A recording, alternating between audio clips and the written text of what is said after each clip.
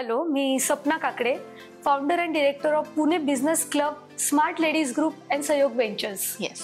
त्यामुळे बँकेचा जॉब सोडला आणि त्याच्यासाठी मग क्लासेस सुरू केले. 13 वर्ष मी खूप छान सक्सेसफुली हे कोचिंग क्लासेस रन केले आणि मग लॉकडाऊन आला. नमस्ते, मी ॲडव्होकेट नीरा धाडगे. कोणत्याही क्षेत्रात तुमची कामगिरी वाखाणण्यासारखी असेल, इतक्या लोकांशी मी बोलतेय ना, काहीतरी रोज नवीन शिकायला मिळतं. एकमेकांना मदत करण्यासाठी तुम्ही ही कम्युनिटी जॉईन करू शकता, पुणे वुमन्स क्लब.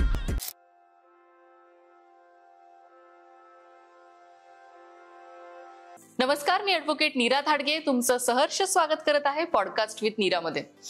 महिला काय काय करतायत हे आजपर्यंत आपण खूप जाणून घेतलं. एवढ्या 200 पॉडकास्टमध्ये तुम्हाला तर जाणवलं असेलच की काय काय करतोय आपण ते. पण जिथे एक महिला दुसऱ्या महिलेच्या कामासाठी मदत करण्यासाठी उभी राहते, तेव्हा तिच्या मागे 24-25 हजार महिलांचा जो काही फोर्स लागतो तो काही वेगळाच असतो. आणि ती जी एनर्जी आहे, ती एनर्जी आज आपल्या बरोबर घेऊन आलेली आहेत सपना काकडे मॅम. खूप छान वाटतंय आज मॅम तुम्हाला इथे बघून. आणि खूप 11th आवरला तुम्ही आमच्या बरोबर आलात, त्याच्यामुळे तर खूप खूप थँक्यू. तुमची आमच्या ऑडियन्सला, म्हणजे आमची तर तुमच्या बरोबर खूप छान ओळख आहेच, पण आमच्या ऑडियन्सला तुमची ओळख करून द्या. Hello, me Sapna Kakade, founder and director of Pune business club, smart ladies group and सहयोग वेंचर्स. येस. ओके. मी जसं आतापर्यंत तुमचं काम बघितलेलं आहे, मी फेसबुकवर खूप प्रमाणात तुमचं काम बघितलेलं आहे, तर त्याच्यातून तुम्ही कुठून आहात, काय आहात, ही जी पडद्यामागची सपना काकडे आहेत त्यांची आमच्या बरोबर ओळख नाही मॅम. तर तुमची पर्सनल ओळख आम्हाला करून द्याल. नक्कीच. सो मी जुन्नर तालुक्यामधून आहे. जुन्नर तालुक्यामध्ये पिंपळवंडी नावाच्या गाव आहे आमचं, खूप सुंदर गाव आहे. आणि तिथे माझं पूर्ण एज्युकेशन 12th पर्यंत झालं. त्यानंतर लग्नानंतर मी पुण्यात आले.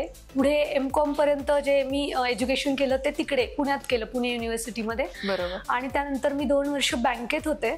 आणि पहिला मुलगा जेव्हा मला झाला त्यानंतर मग मी कोचिंग क्लासेस सुरू केले, कारण त्याच्याकडे बघून मला करावं होतं. बरोबर. त्यामुळे बँकेचा जॉब सोडला आणि त्याच्यासाठी मग क्लासेस सुरू केले. 13 वर्ष मी खूप छान सक्सेसफुली हे कोचिंग क्लासेस रन केले आणि मग लॉकडाऊन आला. लॉकडाऊन मध्ये मग ते बंद केले, कारण ऑलरेडी जेव्हा माझे क्लासेस सुरू होते तेव्हा माझे काही सोशल वर्क सुरू होतं आणि छोट्या प्रमाणात होतं ते, पण ते करता करता आम्ही काही इव्हेंट्स असे सुरू केले होते महिलांसाठी, आणि हे आणि ते दोन्ही लोड होता. सो लॉकडाऊन मध्ये मी कोचिंग क्लासेस कम्प्लिटली बंद केले आणि आम्ही हेच कंटिन्यू केलं. ओके. एवढ्या सगळ्या महिलांना बरोबर घेऊन जाणं आणि त्याच्यासाठी तुमच्या इतक्या साऱ्या संस्था आहेत, तर त्या संस्थांबद्दल आम्हाला जाणून घ्यायला आवडेल. सो पुणे बिझनेस क्लब जो आहे आपला, तो एक बिझनेस असोसिएशन प्लॅटफॉर्म आहे, एक्सक्लुसिव्हली फॉर वुमन ऑन्ट्रप्रिन्युअर्स. सो त्यामध्ये आपण कुठलाही असा प्रेशर न ठेवता, कारण महिलांना ऑलरेडी घरात जबाबदाऱ्या असतात, त्यानंतर त्यांना बिझनेस मधला पण प्रेशर असतो, तर इथे कुठेतरी एक रिलॅक्स होऊन बिझनेस ग्रो करता यावा असा एक प्लॅटफॉर्म आपण तयार केलेला आहे त्यांच्यासाठी. आणि तो पण खूप छान सक्सेसफुली रन होतोय. म्हणजे महिलांनीच महिलांसाठी किंवा महिला उद्योजिकांसाठी तयार केलेला हा प्लॅटफॉर्म आहे. बरोबर. आणि सहयोग फाउंडेशन द्वारे आपण अंडर प्रिव्हिलेज किड्स आणि अंडर प्रिव्हिलेज वुमनसाठी काम करतो आणि इव्हेंट्स घेतो किंवा डोनेशन्स करतो. बऱ्याच गोष्टी वर्षभर चालू असतात तिथे. बरोबर. सहयोग एंटरटेनमेंट हे एक एंटरटेनमेंट प्लॅटफॉर्म आहे, जिथे आपण 2021 मध्ये पुणे सिटीमध्ये आपण पहिला मूवी झिम्मा 1, बरोबर, मराठी चित्रपटाचं प्रमोशन आणि त्यांना मराठी चित्रपटाला सपोर्ट आपल्या साईडनी किंवा इकडे चित्रपट सृष्टीला आणि इकडे महिलांना, असा दोन्हीकडे फायदा व्हावा असा एक प्लॅटफॉर्म सुरू केला. आतापर्यंत आपण 25 पेक्षा अधिक मूवीजचे प्रमोशन शोज केले, प्रमोशनल शोज, आणि एका मूवीचे अनेक शोज, असं करत करत ते 100+ शोज कम्प्लीट झाले. So it is a entertainment platform. बर. खूपच वेगळ्या वेगळ्या गोष्टी करत आहात मॅम तुम्ही. आणि एक फेसबुक कम्युनिटी आपल्याला ग्रो करायला कशी मदत करू शकते याच्या संदर्भात तुम्ही आम्हाला सांगितलं तर मला आवडेल. येस. सो बेसिकली जेव्हा आम्ही सुरू केलं होतं तेव्हा आमचे व्हॉट्सअप ग्रुप्स होते आणि 1 ग्रुप 2 ग्रुप असं करत करत बरेच ग्रुप झाले. मग यांना सगळ्यांना एक लिमिटेशन आहे.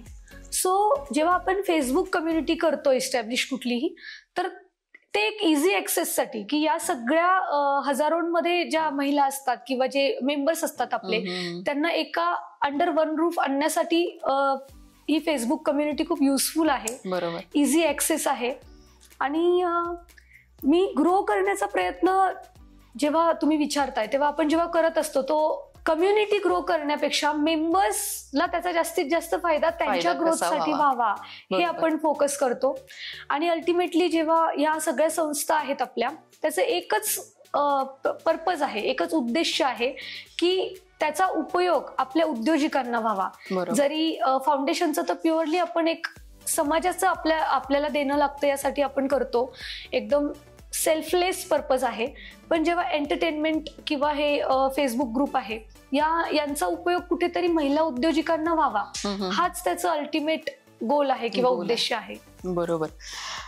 आम्ही आता म्हणजे एक वर्षच झालंय सगळ्या गोष्टी करत आहोत, पण कधी कधी असं होतं खूप साऱ्या गोष्टी आणि जितक्या व्यक्ती भेटतात तितक्या व्यक्तींमध्ये आपली एनर्जी कुठेतरी कमी व्हायला लागते आणि सारखी दर वेगळ्या कार्यक्रमाला आपल्याला परत ती एनर्जी वरती घेणं असं करावं लागतं. तर तुमचं कार्य तर म्हणजे इतके वर्षानुवर्ष चाललेलं आहे. तुम्ही कसं स्वतःला बांधून ठेवता मॅम? एवढ्या सगळ्या महिलांबरोबर काम करताना आय नो खूप वेळा गोष्टी वरती खाली होतात, पण ते सगळं एकत्र करणं आणि आपल्या स्वतःला शांत ठेवणं खूप महत्वाचं असतं. तर ते तुम्ही कसं करता?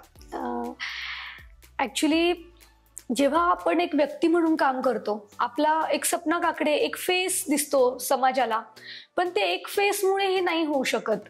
म्हणजे माझ्याबरोबर भरपूर एक स्ट्रॉंग कम्युनिटी महिलांची आहे. म्हणजे माझ्या ऍडमिन्स ज्या माझ्या फ्रेंड्स आहेत आणि फ्रेंडशिप मधून ऍडमिनचा रोल घेतलाय. सो त्या कुठेतरी दिवस रात्र मेहनत करत असतात प्रत्येक फर्मसाठी. आपले इव्हेंट जे होस्ट करतात, आपल्याला जे गाईड करतात, फेसबुक ग्रुप मॅनेज करतात, या सगळ्या महिलांचा सपोर्ट आहे. त्यामुळे कुठेतरी एक व्यक्ती म्हणून रिप्रेझेंट होताना आपण रिलॅक्स राहू शकतो, कारण बॅक एंड मध्ये ते काम सुरू असतं. बरोबर. आणि दुसरा आणि खूप मेजर सपोर्ट फॅमिलीचा. बरोबर. तर फॅमिली बॅलन्स्ड आहे. हजबंडचा खूप मोठा सपोर्ट आहे. म्हणजे जे तुम्हाला मी फर्म्सचे नाव सांगितले त्यामध्ये माझं मेन रजिस्टर फर्म आहे सहयोग वेंचर्स. सो सहयोग is a Sapna and Yogesh.